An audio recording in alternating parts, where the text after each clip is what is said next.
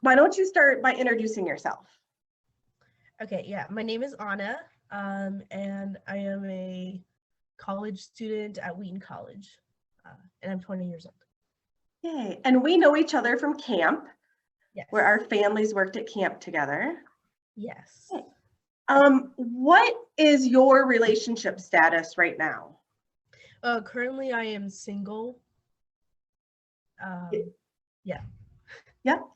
And when you have been in relationships in the past, or when you are in a relationship in the future, what Bible verse do you use to lay the foundation for your relationship?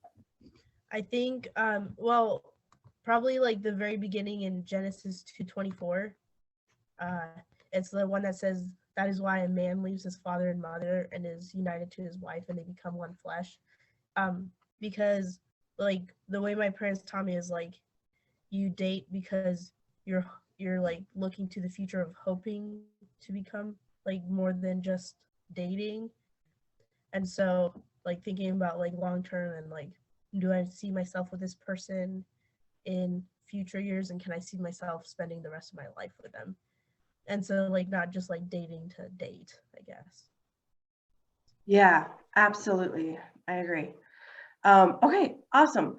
And have you dated in the past? I have, yeah. Three of I've dated four guys, and three of them have been Christian. So one of them probably wasn't like a very smart choice from the beginning, and that's one of the reasons I like broke it off, was because he wasn't a Christian, and I knew that when it comes to making important decisions in our lives, we're going to be looking at different viewpoints from different viewpoints. So yeah, so yeah. And so as you are waiting and looking for that right person that God has for you, what are you hoping for? What kind of guy you want? um I like somebody who's like, I'm more attracted to guys by their mental capacity. So like I like somebody who can think for themselves and make decisions based on like logic.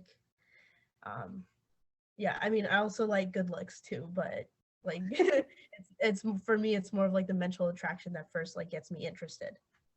Yeah. And then I think just like somebody who has the best interests and can like um yeah, I don't know, yeah. Somebody who has So like the going best. back to that Bible verse that you mentioned about like for you, what the purpose of dating Yeah. is for marriage. Hmm.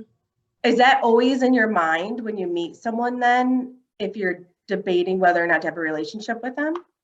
I would say it is like, if I like, because like, there's like crushes and you're like, oh, that person's cute, and then I don't normally think about that verse, but if I'm like seriously like, if they really like me and I really like them, then I'll be like, could I see myself with them in like even like short like 10 years? And if I can't, then I'm not like, it's probably not supposed to be happening. Yeah. Yeah. Yeah. Awesome. Ah, thank you so much for sharing. I really appreciate it. How, if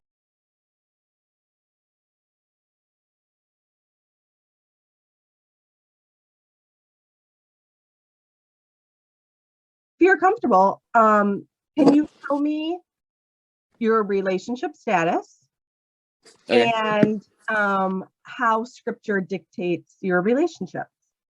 sweet. So I'm in a relationship right now, with, her name's Hannah. She was also a past intern, so we've been together for about 5 months, and then, so that's awesome. And kind of how we like to always focus on keeping God in the center of our relationship, and being like the main source of why, we do what we do. So she serves at, the location in Dover, and I serve here.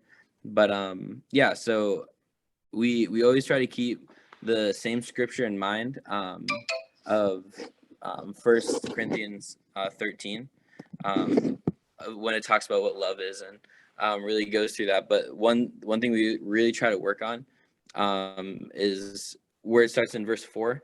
It says, love is patient and kind. Love is not jealous or boastful, or proud or rude. It doesn't demand its own way. It's not irritable, and it keeps no record of being wronged. It does not rejoice about injustice, but rejoices whether the truth wins out. Love never gives up, never loses faith, and is always hopeful and endures through every circumstance. So something that we kind of like keep in the back of our mind is, no matter what comes against us, to always keep these things in mind, to like talk out of with patience and talk out of kindness, because we don't want our selfish emotions to oversee what God has for us and those emotions. And so we always try to keep those things in mind, whether if it's a disagreement on something or if it's just any old conversation. We try to always be patient with one another, always try to make sure we're speaking with kindness, because like we try to start like our relationship comes from the Bible, and so we start there. And yeah, it's really helpful, really good. And I plan on what's it called, proposing to her soon, and with the hopes of getting married in October. So that's that. We love it. We love serving at the church, and just kind of go through with that too. So it's really awesome. Oh, Colin, I'm so excited for you. Thank you. Yay. Oh, well, thank you so much for sharing. And I have so much admiration for you and how your faith has always been the center of your life, and service specifically. I've seen you have a heart of service, and that's drawn people to you. And I'm so glad that you found someone who has that same heart. That's awesome. Well, thank you. Appreciate it.